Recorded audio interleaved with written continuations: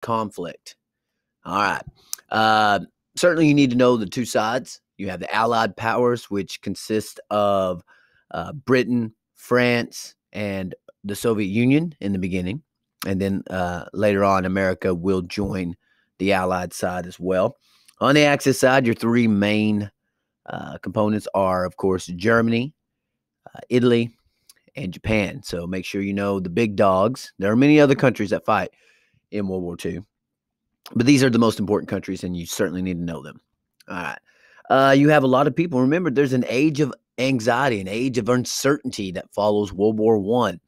And there are people now on the eve of World War II who want to revise post-war I peace treaties, such as the infamous Treaty of Versailles. You're going to see that initially in the beginning, the Allies are going to follow a bad policy of appeasement where they give in to aggressors, namely Adolf Hitler. We'll see that in a little bit more detail as we go. September 1st, 1939, Germany will invade Poland, and by many people's accounts, that will be the start of World War II, although there's certainly argument that World War II could have started 2 years earlier, in 1937, with the Japanese invasion of China, and we'll see that as well. Here you see an Axis rally in Tokyo as these two powers will join an alliance. However, they never really work together very well. All right, so again, let's start about Japan. 1931, Japan is going to come in and conquer parts of Chinese Manchuria. They're going to do this because of great natural resources. That's important for you to know. That's the reason. By 1937, they have launched a full-scale invasion that's highlighted by the infamous Rape of Nanking, which is just a terrible atrocity. 400,000 Chinese people were used for bayonet practice, and they're massacred by the invading Japanese. And this number of 7,000 women raped is the lowest number I've ever seen attributed to the Rape of Nanking. I've seen anywhere from 20 to 80,000 as the number. A third of all homes are destroyed. It is very bad, very bad. Japan's going to sign the tripartite pact with Germany and Italy, and and a non-aggression pact with the Soviet Union as well. All right. So Japanese aggression spurs this united front policy between Chinese communists and the nationalists. Remember, they've been fighting a civil war for a long time now, and they're going to take sort of a timeout as their country is invaded by the expansionist-minded Japanese. Now, this guerrilla warfare that the Chinese are going to launch against the Japanese army is going to tie them down, so that is a good thing. They're outmatched, they're outgunned, and always when that's the case, guerrilla warfare is certainly what you want to turn to. However, even in the midst of all this Japanese aggression, the communists and nationalists are still taking shots at each other as well. The communists are going to gain the popular support of the people and the upper hand by the end of the war, and that's important to know because in 1949, China will become communist.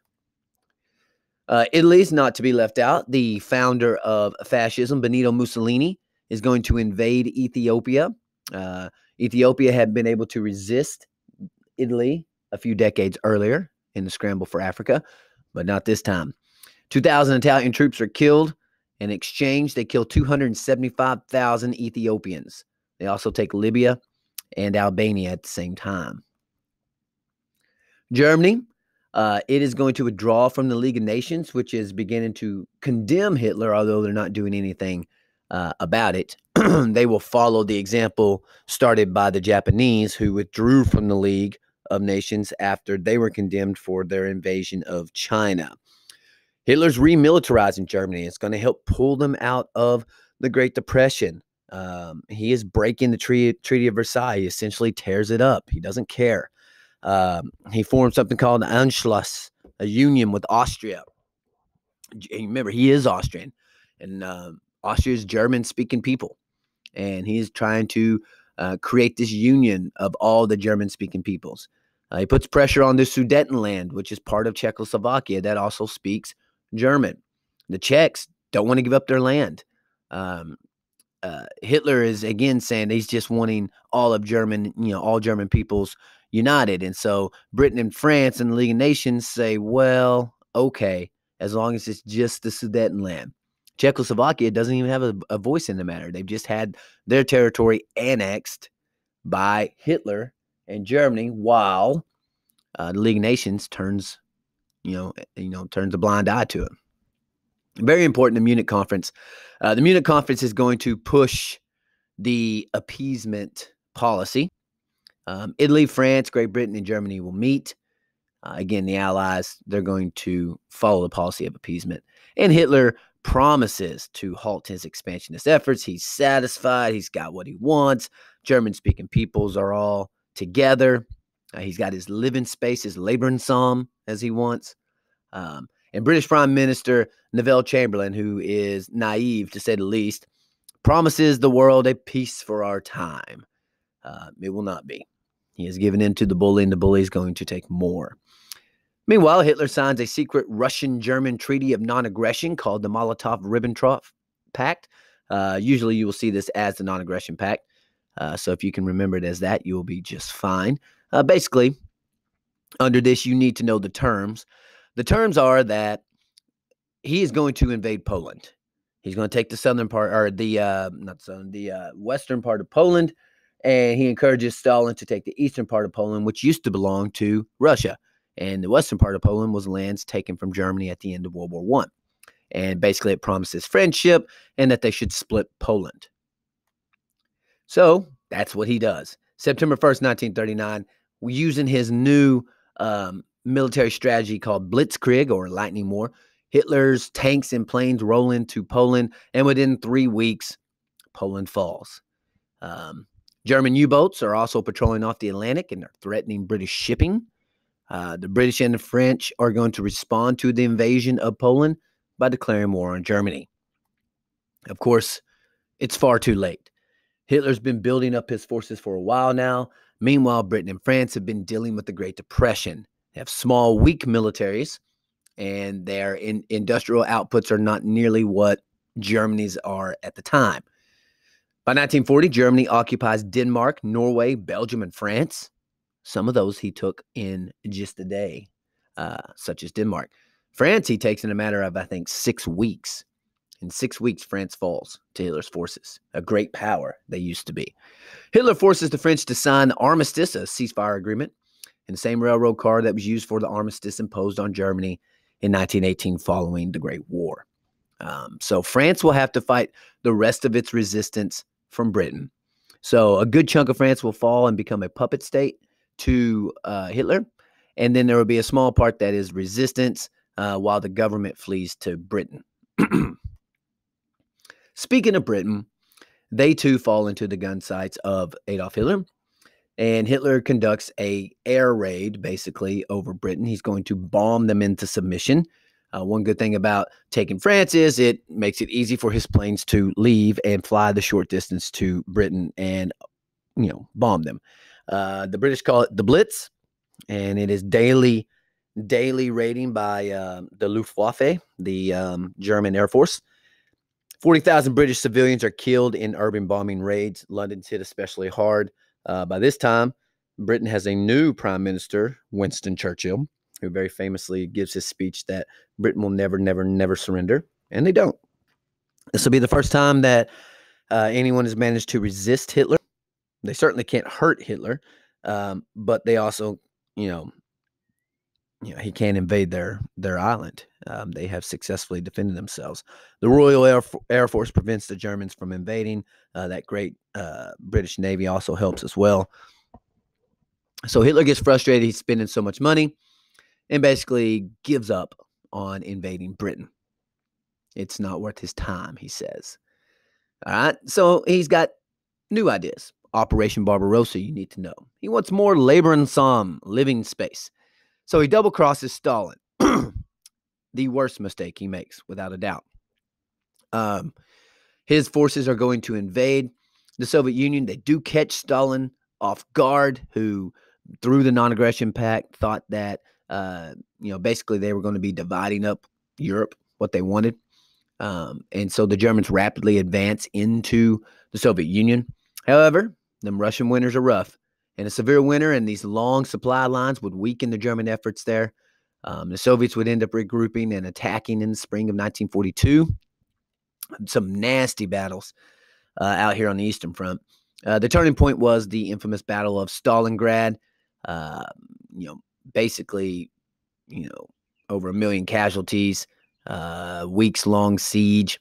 Stalingrad was important because it would have given Hitler access to oil fields, Russian oil fields, that he needed because he was beginning to lose the oil fields in North Africa to the combined American and British efforts there.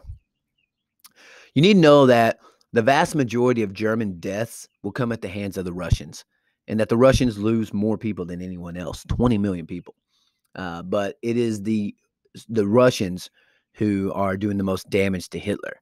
America and Britain are occupying themselves with the Italians and with the Japanese. And really, it's Russia that's doing the legwork when it comes to fighting German forces. This map here shows the high tide of Axis expansion. You can see how far they make it into the Soviet Union here. Okay, they control their Stalingrad. There's Moscow up there. So huge chunks, and you can see France, right? Just huge chunks of land fall to the Germans. All right, now America is going to be the turning point in this war. The Russians basically they keep everybody from being overwhelmed by the Germans, and then America will finally get involved, and it will just be the deal breaker. Now, before America gets into the war, they are similar to World War I, kind of helping out Britain. The United States initiates a cash and carry policy to supply the Allies with arms and a Lend-Lease program. And they did this because America has gone into isolationism after World War I, and Congress passes in 1935 something called the Neutrality Acts. This would limit the president being able to offer loans to countries at war and to sell weapons to countries at war because they don't want to get involved like they were forced to be involved in World War I. But FDR manages to get around those the Neutrality Acts using these policies, cash and carry. So if the British could come over and pay for their goods and carry it on their own ships, then it was theirs. And so that's what they did. But when they ran out of money, then he moved to a different policy called the Lend-Lease, where the United States would let them borrow goods. In exchange for this borrowing, the British would give naval bases to America in return for that. So technically, he's not selling anything. He's not breaking the Neutrality Acts. It's a loophole. He's getting around it. America's not happy with what Japan is doing to China, so they freeze Japanese assets in the United States, and they place an embargo on oil shipments to Japan. Japan certainly sees this as a threat, as oil is what drives their war machine. And so the Japanese Defense Minister, Tojo Hideki, plans for war with the United States. I'm not sure how prepared America was. It would seem that we weren't very prepared that Japan would attack us, but they do. On December 7th, 1941, a date which would live in infamy, according to FDR, they almost completely destroy the United States Navy Pacific Fleet out there in Hawaii. They catch us by surprise on a Sunday, and they do a lot of work. However, Japan simply cannot match the United States in our industrial output. It is nobody's on level with America when it comes to how many tanks and planes and weapons of war that we can produce. So it's the best thing that ever happened to Great Britain, who's struggling again like they were in World War I. And America's entry into the war, really good news for Britain. I don't think Hitler was probably that excited, but he doesn't have a choice. And America, very important to know that America is going to, even though we are attacked by Japan, we're going to send troops to Europe. FDR is convinced by Winston Churchill that now that they're in the war, that if he doesn't send troops to Europe, that Britain's about to fall and that Hitler's about to, own it. And so it's kind of an unpopular move for many Americans who their anger was directed at the Japanese, not the Germans. Um, but it's not going to matter. We're going to fight a two-front war. Something Germany couldn't do in World War One, we will do in World War Two.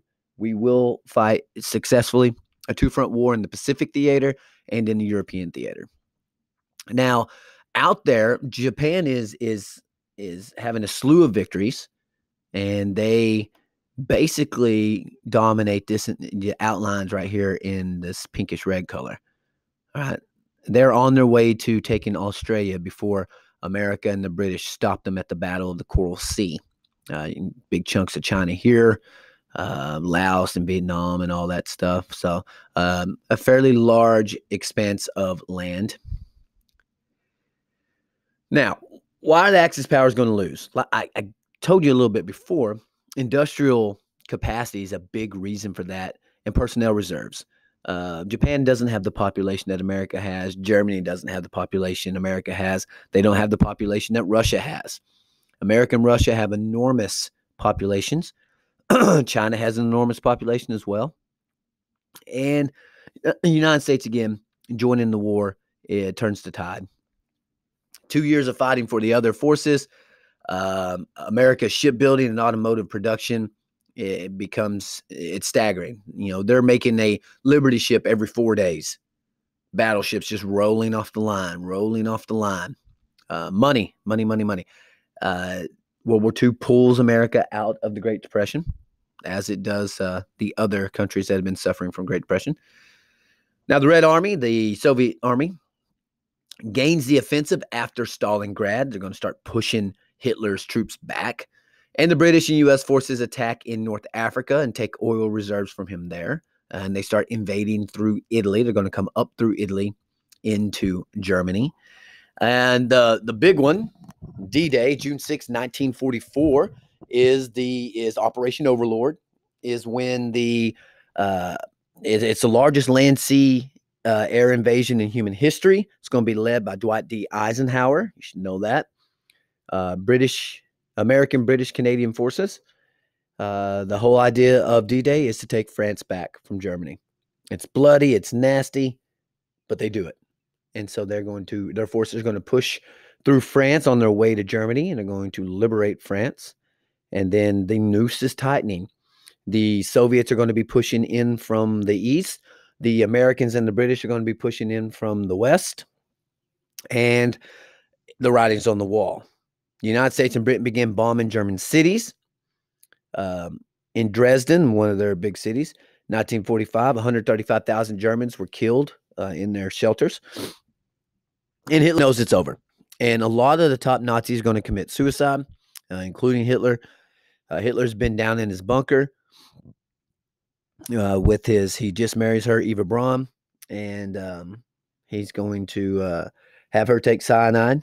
And then he's going to take cyanide but not trust it and go ahead and shoot himself.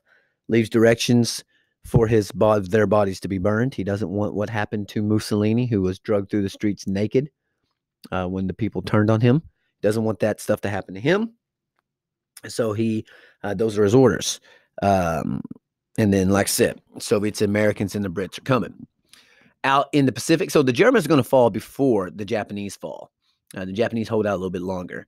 The United States code-breaking Operation Magic discovers Japanese plans to take the important island of Midway, which would give Japan a bombing point on America.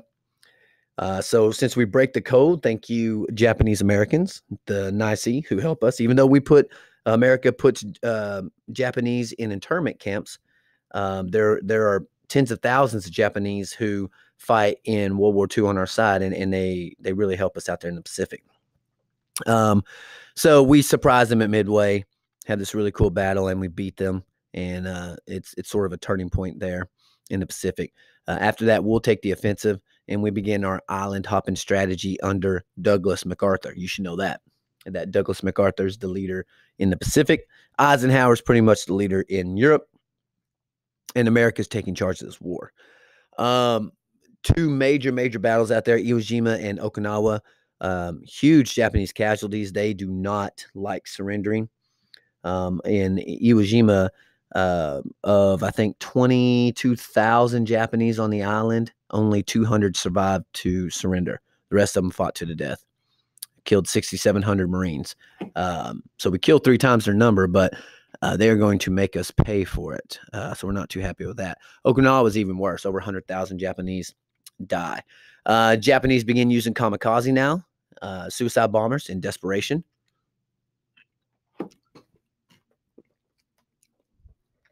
But it's really over for the Japanese. They're beginning to grow hungry back home in the main islands. They're losing personnel. They're losing weapons of war. The United States has firebombed Tokyo. 100,000 killed in these bombings. 25% of the buildings are destroyed.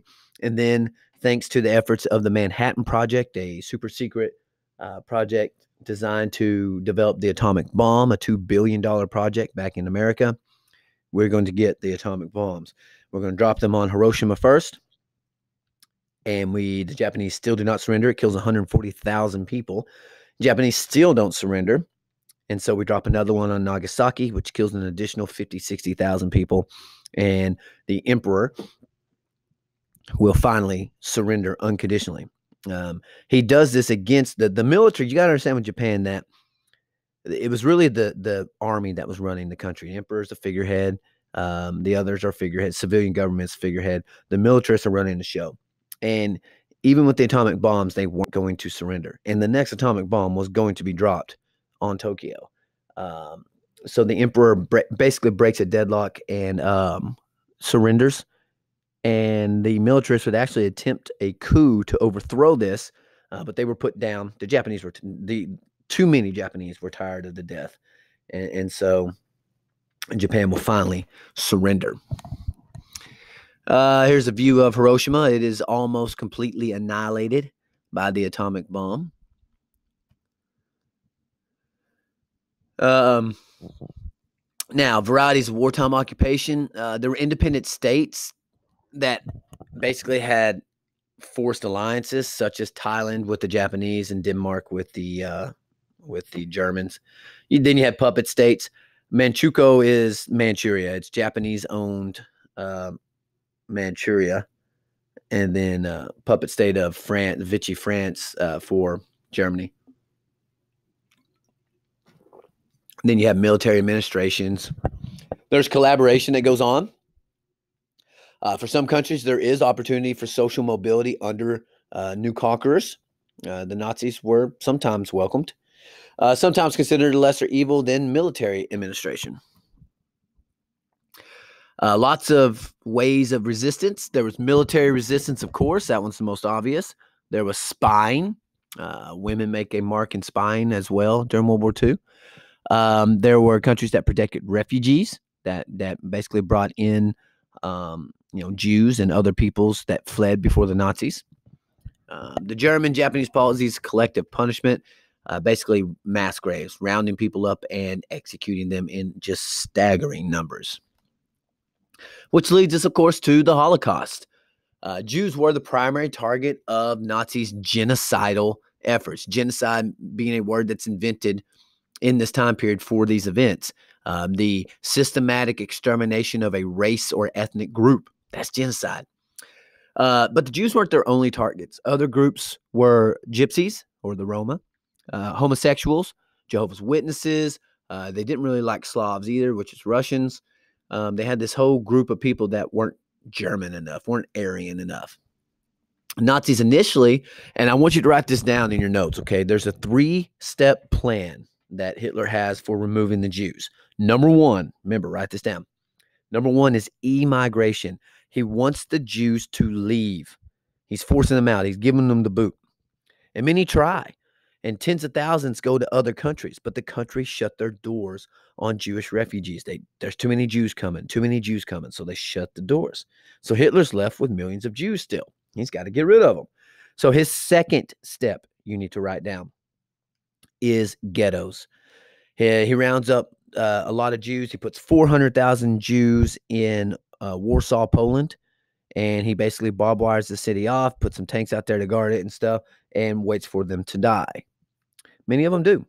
I think only 7,000 Jews survive of the 400,000 that were put in the city. I mean, you're talking 400,000 people in 1.4 square miles, just packed in there. How are they getting their food? They do stubbornly hang on, though. And it leads Hitler to his third and final plan, his final solution. You need to know. He's going to create death camps. Now, he's had concentration camps for a while, but now he's going to create death camps where he's going to systematically slaughter. He's going to gas the Jews in just staggering numbers. All right, there it is, the final solution. They're rounding up Jews in Russia, in Poland, in all these areas.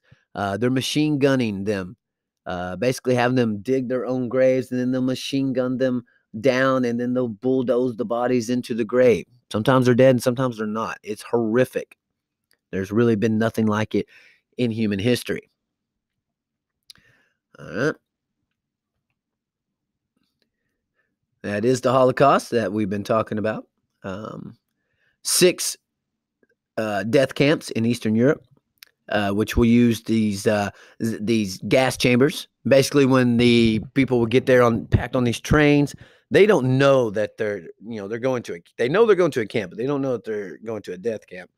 When they get off the trains, they'd be met by Nazi doctors who would take the weak. They would tell the weak, "Hey, you go this way," and the strong-looking ones, they would say, "Okay, you're over here," and they would take the weak ones to what looked like showers that they were going to be washed. They'd tell them, "We're going to wash you stinking Jews and stuff," and then they would lock them in there in these large showers. They'd lock them in there, and instead of being real shower heads, Zyklon B gas would be pumped into the room, and the people would die. And they would play loud music to cover the screams, and then they would take the corpses and they would burn them in these crematorias. Roughly 6 million Jews will be killed in the Holocaust, and another 5 million others, some of those homosexuals and people like that. I mean, the Nazis are trying to exterminate anybody that they don't feel like is pure. Mentally retarded people, people with terminal diseases that are hereditary, they won't let them breed. They have euthanasia. They are putting people to sleep like dogs. They're not letting them breed as they see it. There's some concentration camps scattered throughout Europe. There was Jewish resistance, ghetto uprisings. Warsaw, they fought the Germans off for a little bit, but as you can understand, they're sorely outgunned. Women play a big role in World War II. How could they not? It's too big of a conflict. In America and Britain, they won't let women serve in military units, but there are women flying supply drop planes, and there are women spying. And then, of course, women will be in the factories making the weapons and stuff. They're just hugely important. The ladies, their role is really, really, really important to the cause, to this total war. Now, women in the Soviet Union and China, they don't care. Women are fighting. Soviet Union drafts women, and there's some cool women fighters. One woman who she killed 340 something Germans. She was a sniper. So there's some pretty cool stories of these ladies doing a great job in military combat. But they had to. Soviets were desperate. They're dying in staggering numbers. They're going to have to use the women too. Like I said, women are going to occupy jobs while the men are away. They take head of household duties. Now, this is temporary, just like it was in World War I. When men come back, they will displace the women. But just like World War I, it has a long-lasting impact on women's equality and women's rights. Women's role in Japanese-controlled areas wasn't nearly as good. They're going to be used as comfort women. They're forced into prostitution. And when the women would contract venereal diseases, then they would just be killed out of hand. Large-scale massacres at the end of the war to hide their crimes. The Japanese do just some brutal stuff to the Chinese. Here's a little chart, shows you the deaths. The two I want to highlight are the Soviet Union and China, 20 million and 15 million here. Just Just insane numbers of dead. And you have 6 million Jews over here as well. The United States suffers less than 500,000 casualties, which is large for us, but still nothing compared to the others. The World War II will also begin the origins of the rest of the year, basically, of study, and that's the Cold War. So why does the Cold War happen? We are not natural allies with the Soviet Union. We have different, us and Britain are democracy, and Soviet Union is not. It's communism. We hate communism. We do not like it, and they don't like us. At the Yalta and Potsdam conferences, where you get Stalin, Churchill, and Roosevelt, they decide on the Soviet declaration of war versus Japan, and setting up of an international military tribunal. So remember that the Soviet Union was not at war with Japan. They were at war with Germany and Italy. And they want us to open a second front earlier. We don't open a second front until 1944, 3 years after we got into the war. That angers Stalin. We finally convinced him to turn on Japan. I don't think we would have done that if we would have known we had the atomic bomb, because then we wouldn't have needed him. But anyway, Stalin arranges pro-communist governments in Eastern European countries, even though he had promised at Yalta and Potsdam free elections for Eastern Europe. It's going to be his Soviet sphere of influence. But he says, hey, no, I'll let them have free elections. But he doesn't. Every one of those Eastern European countries has a puppet ruler who is controlled by Joseph Stalin. And in 1946, Winston Churchill declares that an iron curtain has descended throughout Europe to separate East and West. All right. The Truman Doctrine. Now it's America versus the Soviet Union. The world divided into free and enslaved states as he sees it.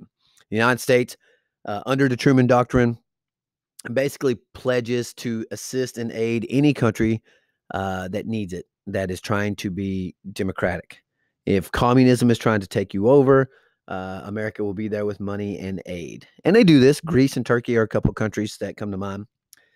They give quite a bit of money to them to fight off communism. The policy of containment, which is very important, comes out in this time period, that communism is like a virus that must be contained. They also, in 1949, set up NATO, the North Atlantic Treaty Organization, which is a peacetime alliance. It's peacetime, but basically it's 11 countries, America, Britain, Canada, others in Western Europe, that says that if one of them is attacked, they're all attacked. Without a doubt, that's directed at the Soviet Union. So in 1955, a few years later, the Soviet Union issues their own alliance called the Warsaw Pact, but it's full of crummy countries that aren't very powerful. All right, I think this is the last slide. Yep, Marshall Plan. This is named after George C. Marshall, who was the U.S. Secretary of State at the time. He says, listen, communism is a big threat. We can't have Western Europe be weak. And so they give $13 billion to rebuild Western Europe so that it will be strong against communism, so that it will be able to buy American goods. And the USSR establishes their own Council for Mutual Economic Assistance, Comecon, basically their Marshall Plan, if you will. Again, it's not really as effective, but hey.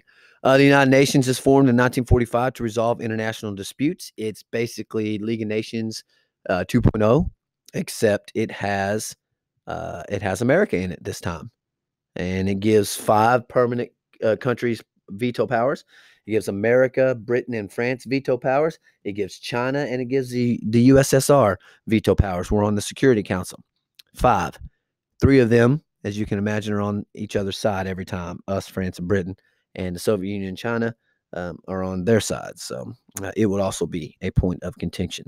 Okay, well, there's World War II in a nutshell for sure. There's a tremendous amount of information that's left out, of course.